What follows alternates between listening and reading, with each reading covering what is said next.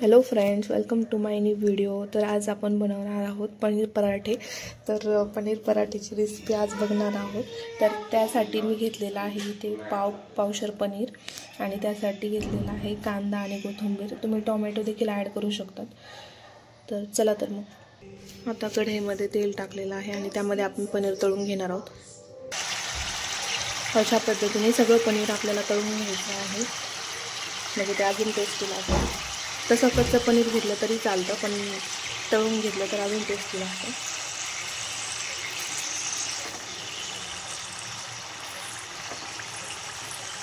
आणि पावशर पनीर आहे। तर एक टिप, जर पनीर आपण आधी आणून ठेवलेलं असेल आणि ते जर आपल्याला समजा आता मी काल पनीर आणले आणि मला आज बनवायचे होते पराठे, तर मी पाण्यात ठेवलं तर जर पनीर पाण्यात ठेवलं तर त्याचा वास येत नाही किंवा खराब होत नाही पनीर। तर असं तुम्ही करू शकता जर पनीर 1-2 दिवस 2-3 दिवस ठेवायचं असेल तर। चला तर मग पनीर तळून घेऊया। असे पनीर परतायला थोडा टाईम लागतो, त्याचं थोडा वेळ असं परतून द्यायचं आहे। आणि मी पीठ भिजवून घेतलेलं आहे पराठ्यासाठी। आणि पराठ्यासाठी मी हा पनीर मसाला वापरणार आहे। तुम्ही कोणत्याही कंपनीचा मसाला वापरू शकता। तर मी हा सुहानाचा पनीर मसाला वापरणार आहे। आता तुम्ही बघू शकता या पनीरचा कलर चेंज होत आहे, तर हलकासा गोल्डन कलर आलेला आहे। तर आपण थोडा वेळ अजून तळून घेणार आहोत त्याला। आणि याला तुम्ही बघू शकता किती छान कलर आलेला आहे, म्हणजे हे व्यवस्थित तळलेलं आहे। तर आता त्याच तेलामध्ये आपण इथे परतून घेणार आहोत कांदा आणि कोथिंबीर किंवा मसाले यामध्ये ॲड करणार आहोत। तर चला तर मग थोडेसे जिरे घालणार आहे मी यामध्ये। आणि आता यामध्ये मी कांदा टाकलेला आहे आणि आता हा कांदा परतून घेणार आहे।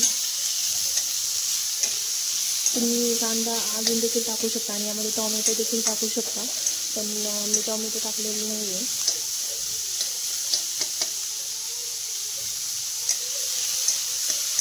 आणि कांदा चांगला लाल होईपर्यंत परतून घ्यायचा आहे, तोपर्यंत मी इकडे पनीर किसून घेणार आहे।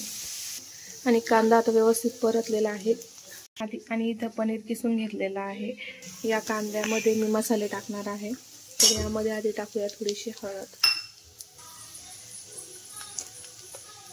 आणि यामध्ये टाकणार आहे थोडंसं लाल तिखट,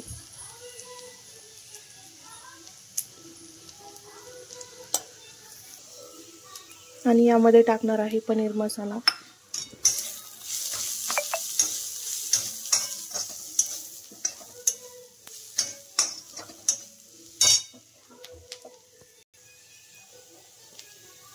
आता हे किसलेलं पनीर यामध्ये टाकून द्यायचं आहे।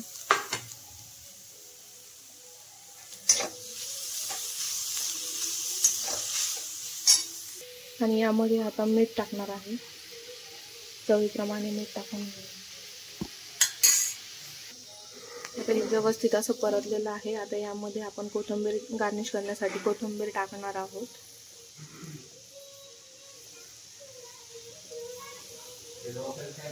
तर मी कोथिंबीर टाकून घेतलेली आहे आणि आता हे व्यवस्थित मिक्स करून घ्यायचं आहे।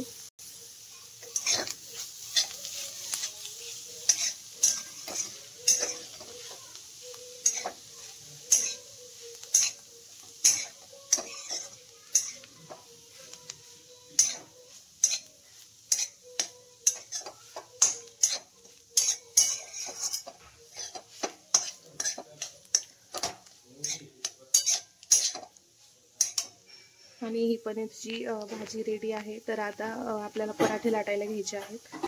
आणि इथे मी पनीरची भाजी थंड करण्यासाठी ठेवलेली आहे। तर आता थंड झाल्यानंतर पराठे लाटून घेणार आहे।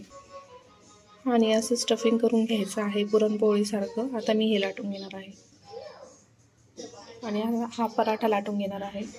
आणि असा पराठा मी लाटून घेतलेला आहे। आता आपण हा व्यवस्थित भाजून घ्यायचा आहे। याला तुम्ही बटर, तेल, तूप काही पण लावू शकतात। तर मी तेल लावणार आहे। आणि इथे मी पराठा भाजून घेत आहे। तर तुम्ही बघू शकता किती छान असा याला कलर आलेला आहे, किती छान दिसत आहे। आणि हा पराठा व्यवस्थित भाजून झालेला आहे आणि खूप छान असा दिसत आहे आणि खाण्यासाठी देखील खूप टेस्टी लागतो। आणि हा पराठा रेडी आहे। तर तुम्हाला हा व्हिडिओ आवडला असेल, रेसिपी आवडली असेल तर मला कमेंट करा आणि चॅनलला सबस्क्राईब केलं नसेल तर चॅनलला नक्की सबस्क्राईब करा. Thanks for watching.